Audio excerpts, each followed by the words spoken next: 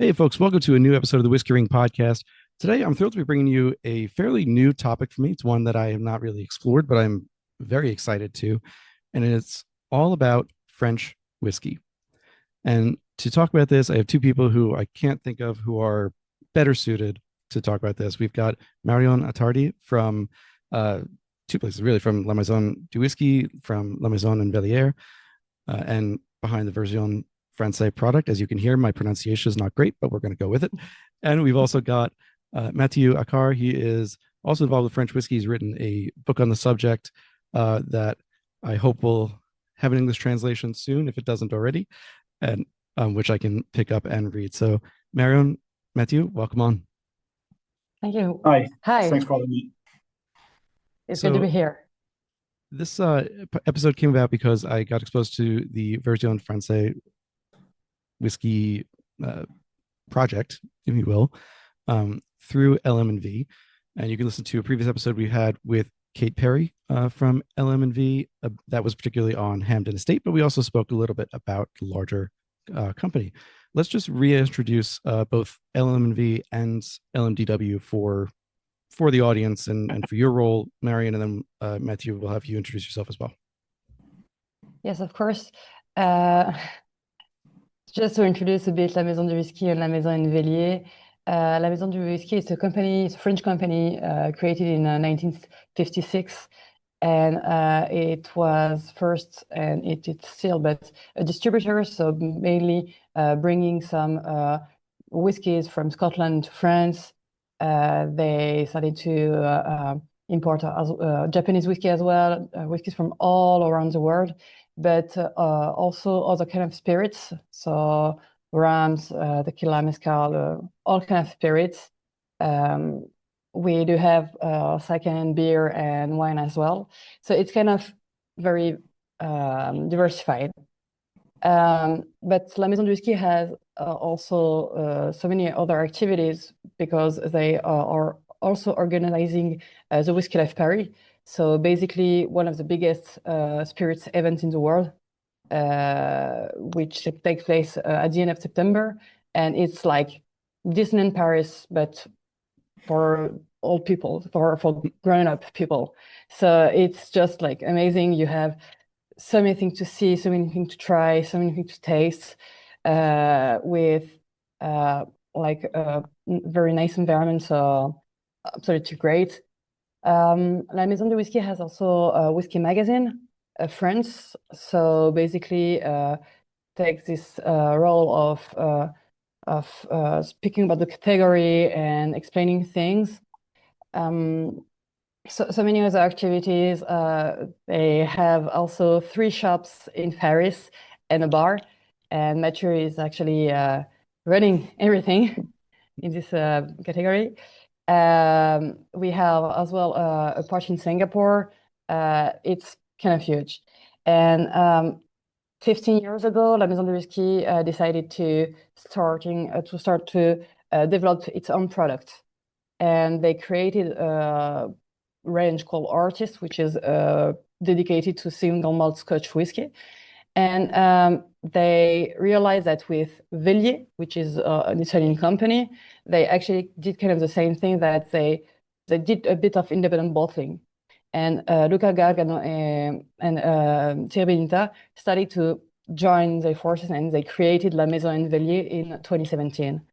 And this way, we just started to do so many things, so many different brands, to work a lot with Rum's company and run distilleries like Hamden, like Clarin, like so many other distillery, very precise distillery, very geeky stuff, and working with some amazing people. And from La Maison and Whisky side, in La Maison and Vellier, we developed a lot of whiskies. So we have a lot of range. We bought a lot of Scotch, and I joined the company. I joined La Maison du Whisky in 2017, and I joined La Maison Vellier in 2019. And I just like fall in love with all of this, because amazing. You have the opportunity to work with a lot of people from the industry, a lot of distilleries, so a lot of passionate people that just want to explain their product, to explain how they do that, what's different, and so many things like this. And my job here is to basically select the product, select a whiskey, tell the distillery a lot of what they do. I want to select one cask, for example, and then I take care of the bottling. I take care of the marketing behind, so selecting the bottles, the label, and everything, and put it on the market. Hope that Matthieu will love it and will sell it very, very Delicious. well. And and after that, I just pick up the products during master classes and stuff like that. So basically, what I do. And Matthieu, over to you. Yeah, I'm gonna be shorter, I think. So, as Marion says, I'm the bar and the shop manager of LM&V Whiskey, because down in Paris we have 3 shops, a whiskey bar, and also a restaurant. So here I'm in a very special room because I have a lot of very old vintage whiskey around me. And beside, I've also been following the rise of French whiskey for more than 10 years now. And I note a lot of things in my websites. And this led to the publication of the book you mentioned before, called Une brève mais intense histoire du whisky français, which means a brief but intense history of French whiskey. And we released this book in 2023, I assume, and it was for the 40 years of the French whiskey. So French whiskey is something pretty young, and same for Marion. She was working on the Scotch bottling mostly, and Yes. we start to bottle French whiskey in 2020, I think, just after the COVID.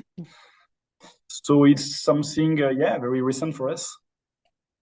It's a funny thing. So, as you said, the existence of French whiskey has been relatively short, and we're saying relatively based on Ireland, Scotland, all the 1494 dates, but also different native spirits. Armagnac being 1310, cognac, etc. So this is a very new spirit in that context. Just to set a little more context too, France is also a massive importer, consumer of Scotch malt whiskey. Or Scotch whiskey. One of the biggest consumer in the world, I think. When the French drink an average of 2.50 liters of whiskey per year per person. Mm-hmm. So we are drinking a lot of whiskey, and of course, Scotch is a big thing for us. I think it's more than 85% of the market. Wow. I don't know if I'm right about that, but... So I'm just curious how France became such a huge market for Scotch whiskey. You want to answer, Marion, or I go for it? You can go if you want to. It started back in the 1980s. We start to all drink a lot of blend, mostly. And I don't really know why we are so fond of Scotch whiskey, but I think it was trendy before. But mostly blends. So that's why also the French whiskey, when they start to produce whiskey, they start by doing some blends, because that's what we are drinking in the 80s. Why is that? I'm not sure I have the answer, to be honest. Because it's fun. We are doing a lot of cognac, but we export like 98% of the cognac. So we don't drink the cognac we produce, but we import whiskey to drink it. So something strange, I think. And Scotland and France have the what is it called? The Grand Alliance, or the Old Alliance. Old Alliance. Thank you. Yeah. Yes. So there is a connection. I mean, when you don't like the English, that's a yeah, maybe that's something like this. Yes. Just throwing that out there. But so French whiskey gets started around 40 years ago. What was the impetus for starting to distill malt spirit in France, especially when you already have such a rich tradition of distilling other spirits? Well, actually, it's strange that we start to produce whiskey so late. And when I wrote my book, I was looking into old writing to see if we don't distill beer before. And to be honest, I find a lot of beer distillation for medicinal purposes, mostly at the beginning of the 16th century. Mhm. So it seems back then we French was well in the way to produce whiskey too, but some things happen. It's in 1713 there is a decree from Louis XIV, and he simply banned all spirits except the one made with grapes. So I think he was trying to protect the French wine trade back then, but this is why we haven't produced whiskey before. This is one of the reason, because we are a vine and a grapes country. So you have to wait 1983 to see the real beginning of French whiskey, and the story starts in Brittany at Lannion, in a very small familial distillery called Varengen, and they were looking to develop the business of the distillery, and people don't drink so much digestive because they were producing a lot of digestive at this time. So they think, hey, why don't I do a spirit that you can consume at the aperitif? Because in France, we are drinking whiskey before dinner. That's something specific in France, I think. So in 1983, they start to produce whiskey with the first French whiskey, which is called WB, short for whiskey Breton, which means whiskey from Brittany. It's that simple. And we have to wait a bit more to have the first French single malt in 1998 with Armoric, made by the distillery Varengen too. So at the beginning, when we start with whiskey, we just look what the Scotch does, and we did the same. It means double distillation, sherry cask aging, or bourbon cask aging. And then in 1998, at the same time, another guy, his name is Guy Lelay, it's a former mathematics teacher, and he want to do something very different. He want to do a whiskey with buckwheat, which is quite unique. So he do so in the first 100% buckwheat whiskey has been released in 2002.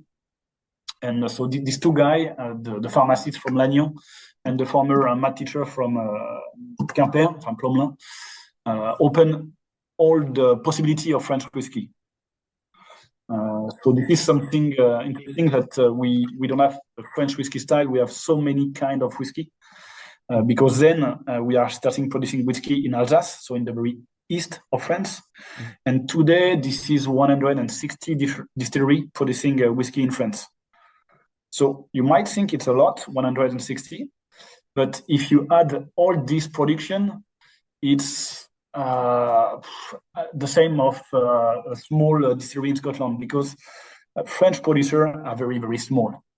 And I think that's something we liked with Marion when we tried to work at Version Française. It's to select very, very specific distillery. Some of them are producing 50 casks a year. So that's very a tiny production. Even 12 sometimes. Yeah, even 12 the time, yeah, of course. So, that's what's happened for the French whiskey.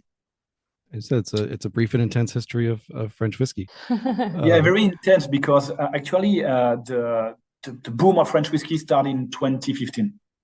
Before that, there were only 20 distillery in France.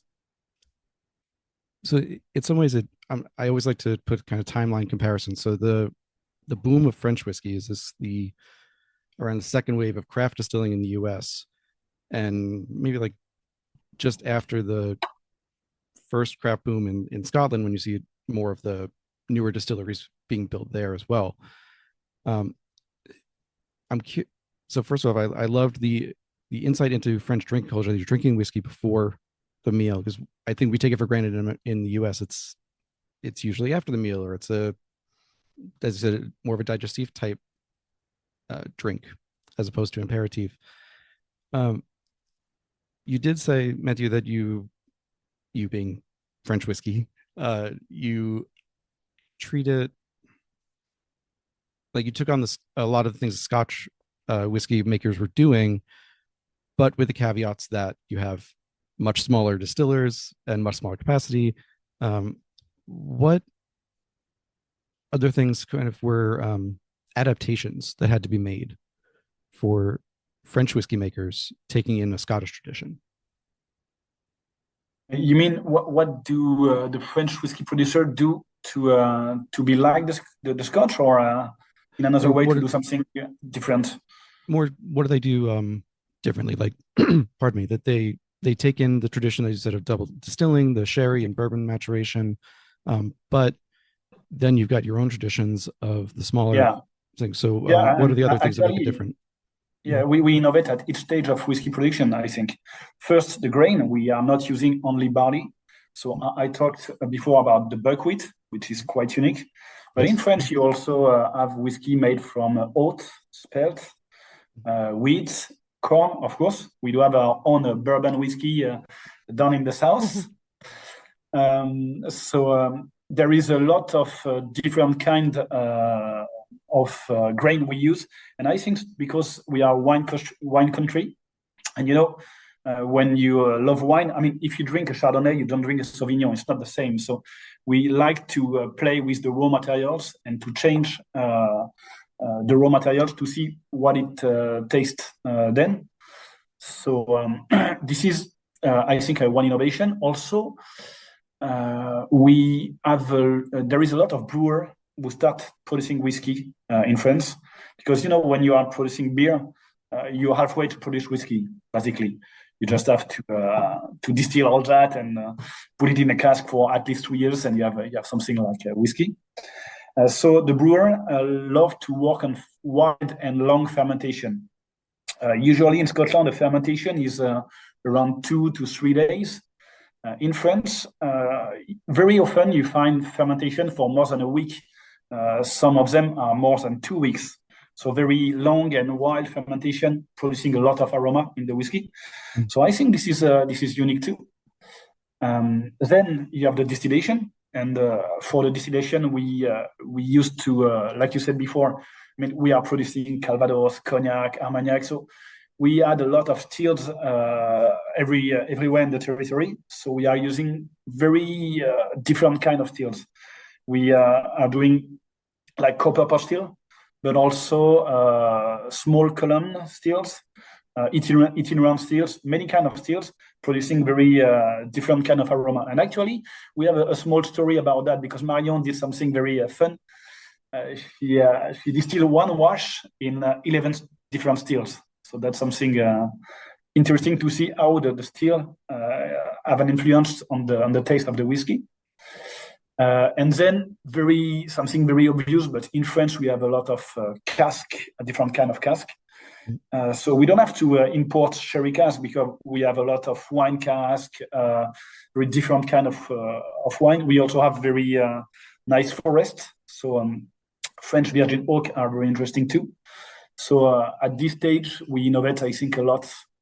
You can find a lot of different kind of flavors, because we are doing aging in Chardonnay, aging in virgin French house cask, Cognac cask, Armagnac cask, and so on. Love it. Marion, do you want to tell me if I forgot something, Marion? I was gonna say, do you want to tell the quick story of the one mash and 11 stills? Yes, of course, sure. It was really fun. We started to work on the beer, and we're actually very curious about the real impact of the still on the final product. I mean, when it is distillation, you are always considering that it will change a lot during the distillation, and it will depend obviously about the temperature and everything. But it was something that we're okay. And then that there is the cask after that. So basically what we wanted to understand was, if I have a column, if I have a hybrid, if I have a pot, what does it change? And the perfect thing was that in France we use so many different type of stills that it was just easy to ask the distilleries and to tell them, listen, look, we have a project. It's a bit crazy. You probably never did it, but we're just curious. And the fun thing that all the distilleries we've been working with were super excited. And they were, okay, so I received this. Now I distill, then you take, and then you age and everything. And we had to do in 2 times because it was huge. The brewery had to make the wash at a precise moment, so we could send it to the distillery at the same time, and I could distill at the same time. So it was really about timing and about tools. I mean, with all the distilleries are not the same. We brought some of the wash to big distilleries and to very small distilleries.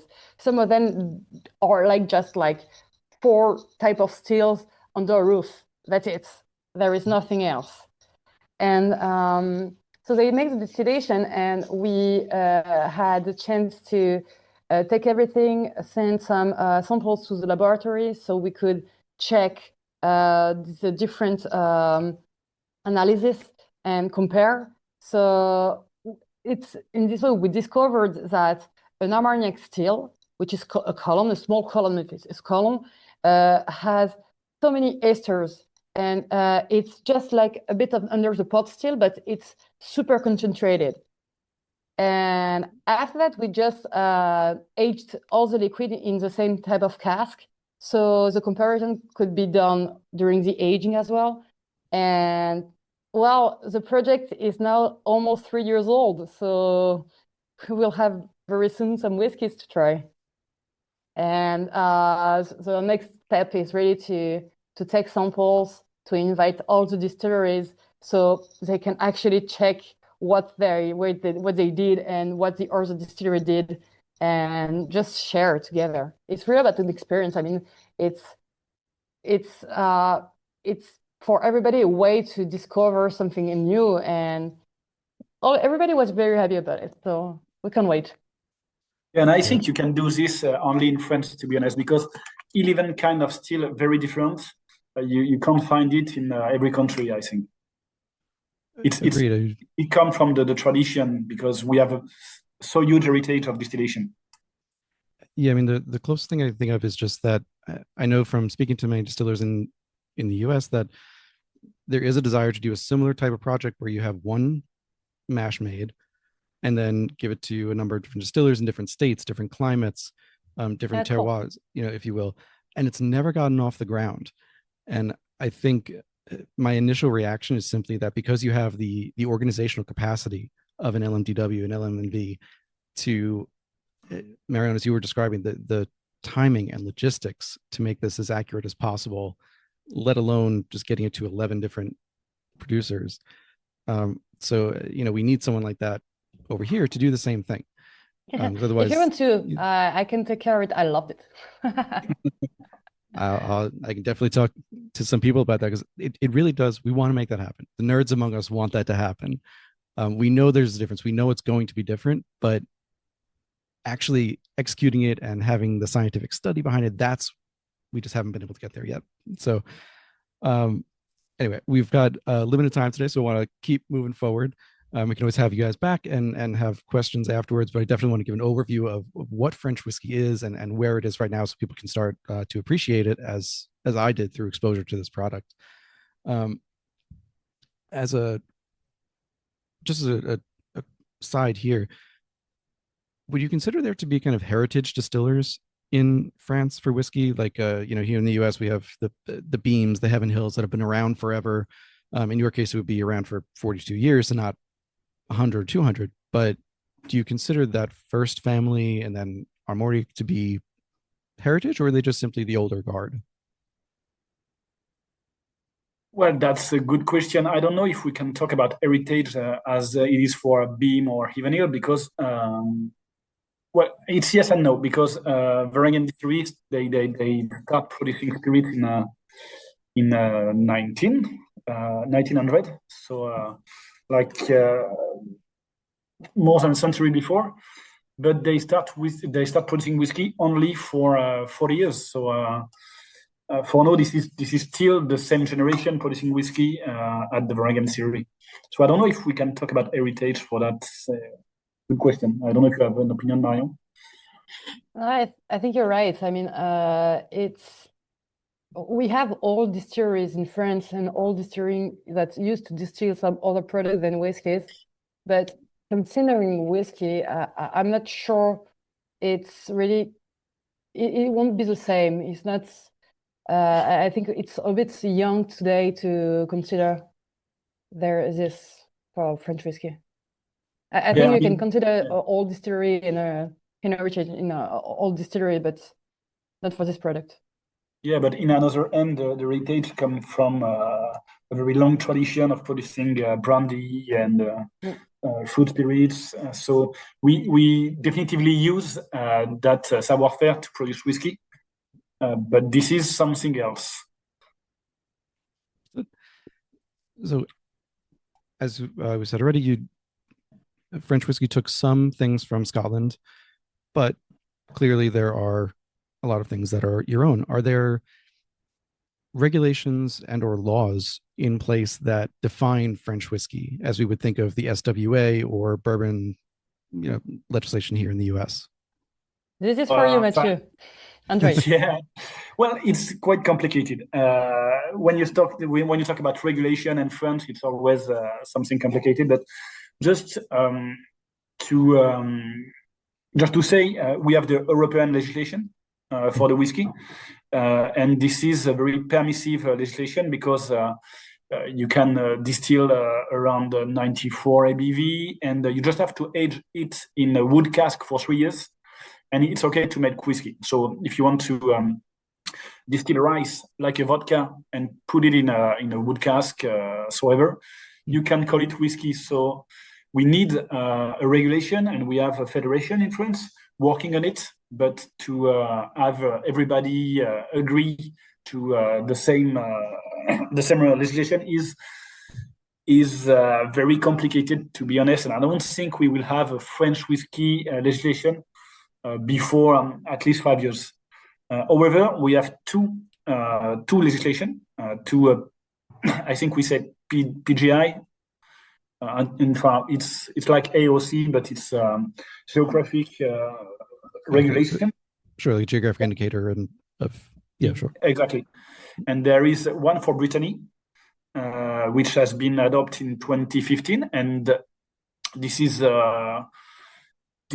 better than the European legislation, but this is still very permissive because you can do buckwheat whiskey, you can do a column whiskey, you can do blend, you can do many kind of things. And this is in the west of France. And in the other side of France, in the very east, we also have the Alsatian whiskey regulation, which is very tough. You need to you need to have a very small pot still. You need to do a double distillation. You can't use caramel to color the whiskey. So this is two different kind of regulation, but that's the only things we have to rule the French whiskey for now. Gotcha. I mean, there's hope. American single malt took 8 years to get its 8 years, yeah. Its regulation passed. So there is something very specific in France. It's if you are doing geographic regulation, you have to explain why the taste of the produce is related to the location. And it's very complicated if you want to have a French whiskey location with, the island in Martinique or in La Réunion, and the climate in Paris is not the same that in Marseille. So I don't know if we're going to succeed to do that, but finger crossed. Fingers crossed indeed. So there are two other big topics I want to cover, and I'll see if we can condense them down. The first one being, I do want to jump into this Version Française project that is really pulling up a lot of these smaller distilleries and giving them a national and international profile.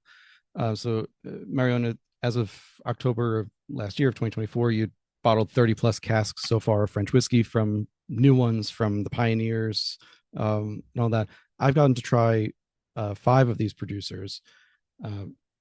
The Armoric, Glenarmois, Ninkasi, Icon, and Artesia, all of which the accent is great. Yeah. Oh, thank you. All of them were fantastic. I think my favorites, if I had to get favorites, were the Ninkasi and the Armoric, only because the Ninkasi was just so different from anything else that I've ever had, that it blew my mind. And then the Armoric, I had some, so it was the only one that I was familiar with, both in name and taste, and it still was, light years ahead, different than what we're kind of usually exposed to in the U.S. market. And that's not to say anything negative about the kind of core Armoric brand. It's just different. There's more to it with this particular cask selection.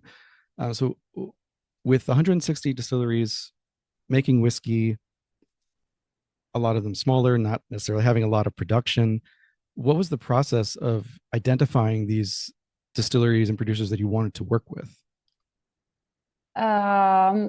Well, it's a very good question. It's I think what helps a lot is that we actually work closely to Matthieu, who already knew most of the distilleries by then in 2020. So basically, it was, just to make a small comparison, I started to select some Scotch at first. And Scotch, when you select a cask, it's super rare to select directly from the distillery. Because when a distillery in Scotland sell cask, they don't sell one cask. They sell 100 at the same time, or more than that, or 200 or 1,000. So basically, when you want to buy whiskies from these distilleries, you have to be big, you have to be independent bottler, you have to be like this. That's why you have brokers who actually take care of this, and then you select from them. Or that's why you have, we did work closely to 1 or 2 distilleries or 3 distilleries, but it's always very complicated because there are always a big group behind. So when you want to work with one distillery, maybe there is Pernod Ricard behind, there is Diageo, LVMH, and everything. So it's kind of complicated. But when in 2020 we realized that we actually never worked with French distilleries, the potential and the chance we have is that we are French, we live in France, and we actually get to talk with the distilleries. We get to exchange, to create a real relationship. So we started to work with some distilleries that actually knew La Maison du Whisky, because it was easier also. So, for example, Armoric is distributed by La Maison du Whisky, Ninkasi as well. But we had the chance through Matthieu to discover a lot of other distilleries. And actually, we are not the type of person who choose a distillery and just say, no, this one is too big or too small, or the way they work doesn't fit. It's not like this. For Version Française, when we select a distillery, when we select a cask, it's all about the liquid. It's all about the whiskey we're trying, we're tasting. And if we consider that for us, it's the best we can choose, the best we can pick, the best we can select. So I would say that we try to work with, if we can work with all the distilleries in France, we will. It would be amazing. I mean, you just take like a map with all the distilleries and say, check. Everybody is here represented. And as we said, there are a lot of so small distilleries. Some of them just only sell their product on the Friday afternoon between 4 p.m. and 6 p.m. I mean, you get zero chance to taste the product. But with Version Française, we have the opportunity to show what they can do to other people. So I would say that we are not so specific about who we are going to show and who are going to represent, but about what we are, what kind of product we want to represent. Is there? No, and if I can add something, there is I assume a lot of blind tasting. So as Marion said, it's mostly about the products. So we are doing a lot of iteration of blind tasting. And something interesting is that we don't only buy cask, we also buy distillate. And with the story we told you before with the 11 stills, we also buy wash sometimes. And now we are buying cereals. So little by little, we are producing our own whiskey. I love it. It's in some ways, to me, it feels like it's the program is designed to showcase the variation of French whiskey as opposed to saying this is what French whiskey should taste like. You know, giving the consumer options and a range. Exactly. And sorry, it's we are all whiskey geeks, first of all, and when we created Version Française, the point was to pay homage to independent bottlers like Gordon MacPhail, Signature Vintage, Douglas Lane, all these kind of personal electric distillers that have a real impact on the distilleries, on the market, on what people are going to try to taste and everything. So I think the point was to work close to the distillery, because every single product we release, the distillery is aware and agree and is happy with it.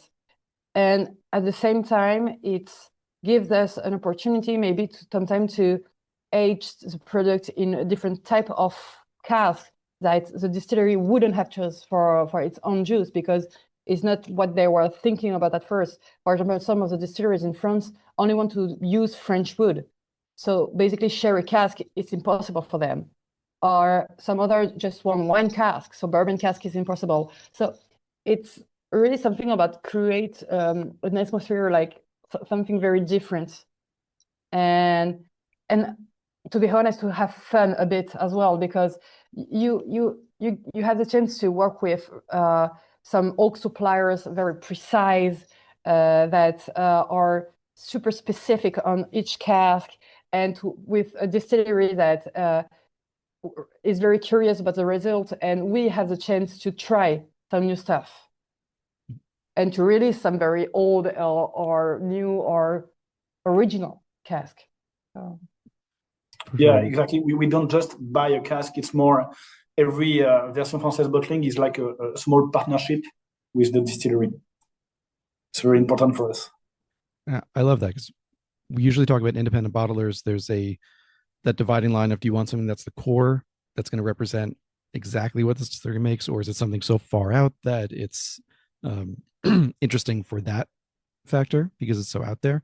But when you're talking about the quantities and the volumes that we're talking about, very few are going to have a massive range between that core and some. Maybe they'll have one cask that's just, oh, this is really funky or something, but that's not going to be the one that's representative of them. And if they're still new to the market, I would understand them wanting to work with you. And I think, again, that's where having that name behind you of the LMDW, the LM&V, it must have such a huge effect to the producers to know that, okay, we've got, you must be the biggest shop in France, if not one of the biggest in the EU. The biggest shop is sure. Yeah, exactly. Yeah. And I mean, just before we move on to the last question I have for you guys today, I want to highlight LMDW just for some of the US listeners who may not know. There's one brand that always gets attention in the US, and that is Blanton's. And LMDW is one of the few, and I believe it was the first, one of the few shops anywhere in the world to get single barrels of Blanton's, and have been for many, many years. Like I said, I believe you were the first to do it, certainly internationally, if not even domestically. And your releases each year of those are, they've got beautiful packaging, the labels. I mean, I tried getting a few of them just to collect, and they were a little bit out of my price range, I'll be honest, but they were, because by the time I got to them, it was auction market. It was not directly through you guys. Yeah. But I remember the 2018 one was just this royal blue. It was gorgeous, totally different. And the proofs are not always the same. They can be a little variable. And so in a backwards way, to me, that signifies also that partnership relationship, because Sazerac Buffalo Trace is not going to just let anybody do any proof of Blanton's or any barrels of it. They've got to trust you that you're going to put out barrels that represent them well, that have your spin on them, and also to mess with the packaging, which is this iconic packaging, of course. So it's worth noting that brand in particular trusts you, and for what it's worth, I think that means a lot. Actually, fun fact, I'm in the Golden Promise whiskey bar right now, and we have one cask selected only for this bar. So each year we can select one cask, and we only use it at the bar for tasting purpose. It's nice. Yeah, like that doesn't happen. So it's very exciting. So back to Version Française for now. So I believe as of now, this is June of 2025, the Armorique 2014, Ninkasi 2017, and Artesia 2018 are available in the US. Yes, they are. This is one long-standing distillery to newcomers starting in 2015 to 2017. Was the decision behind choosing those three to be available, was it strictly just based on what you had the bottles available for, or was it these particular ones that you wanted to think about? No, I remember when we selected them, we had two different category. I mean, we wanted to do Armorique because Armorique is a very important distillery for us. I mean, it's the first. They are they're a form of Scotch whiskey, so basically it's not too weird for people because it tastes like whiskey. And I mean, it's a petite one, aged in cherry cask. So it's something that is very precise. It's the oldest distillery. So today they do some amazing products. And I mean, in the market, in French market, they do a 10 years old and a 15 years old, which is like super rare. So basically this distillery was just obvious for us. So two other distilleries were super interesting because they were breweries first.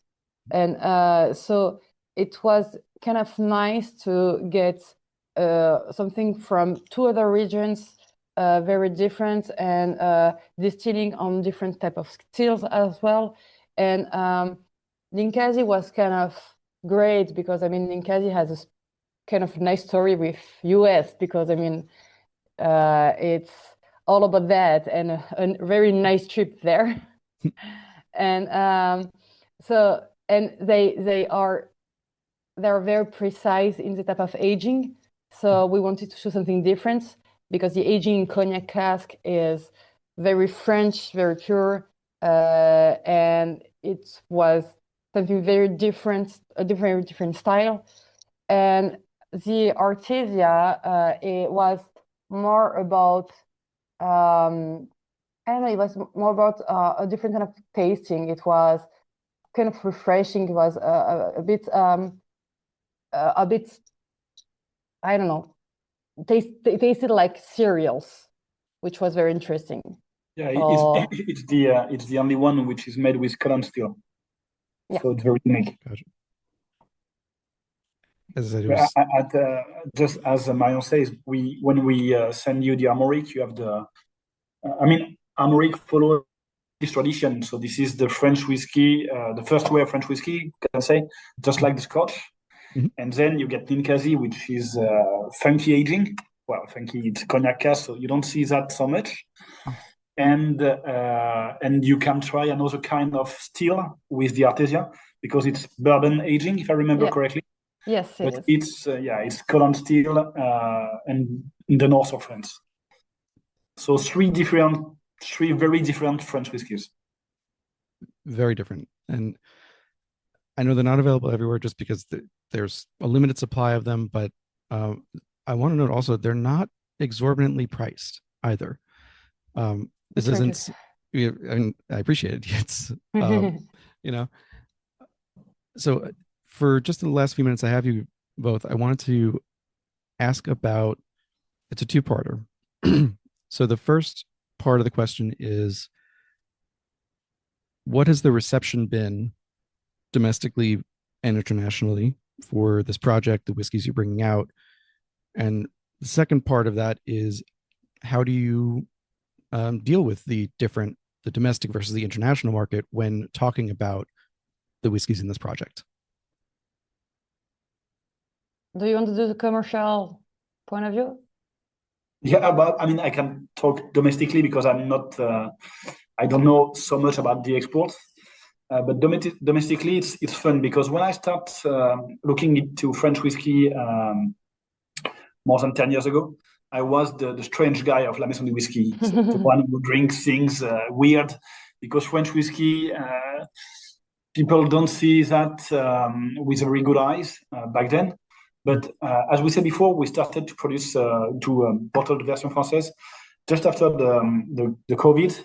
So, there is a big moment when everything stopped in France. And I think people say, hey, maybe I should look what we are doing here in France. And when we start to bottle the version Française, it was a big success.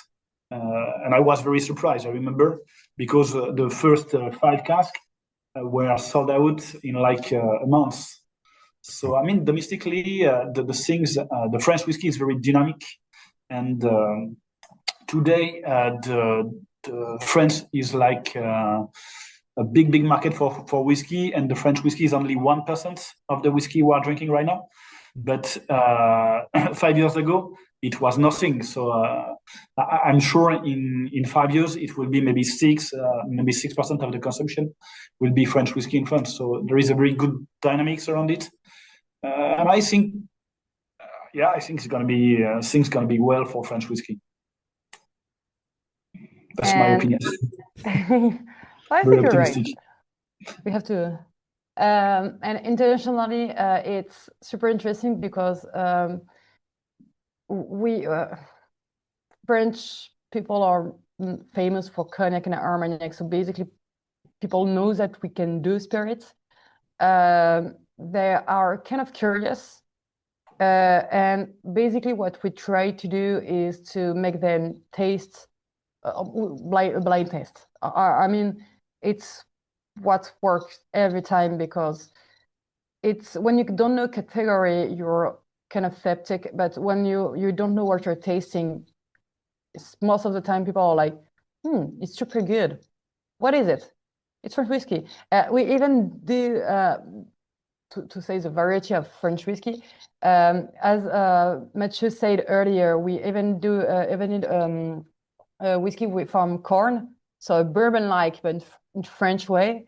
And we had a lot of American people during Whiskey Life Paris, and I just remember making them taste this product and was like, nice. It really tastes like bourbon. So it's, I mean, it's something that French whiskey is very new, but people are kind of curious. And the thing is that for now, people don't know French whiskey. So mainly what we are doing is just explaining what's behind and why it's all the distillery are so great. So, but people are curious. So it's pretty good. Yeah, and thing is, French whiskey is very diverse. We don't have a French whiskey style. It's not like you guys in the US. I mean, there is a lot of different kind of bourbon, but even bourbon and rye, you can understand there is 2 big type of whiskey. Okay, some of them do single malt. I know. I love Westward, but I mean, the most of the production is standard, and in France, this is not this at all. There is so many kind of French whiskey. It's very difficult to say this is the French whiskey style. The only things we can do is French whiskey is craft. Even the biggest producer in France, like Varengen, we talked before for Armoric, is actually a very small distillery in Scotland. So I think this is the point. The interesting point is when you drink French whiskey, you are drinking real craft whiskey, unmade whiskey. Yeah. Yes, and I would say that it's something that we're very happy about, is that we've been working with PM Spirits for a few months now, and we were very happy because in the US, I mean, they are so fond of craft spirits, and they talk about them so well, and it's something very important for us to find some partners like this that believe in the spirits and want to explain all about the distilleries and all about the brands. And so, yeah, we are trying to find partners like that, so that has the same ideal we have. Love it. So with that, I will let you both go since there's time limit here, but hopefully we'll have you back to talk more about this project as it continues in the future.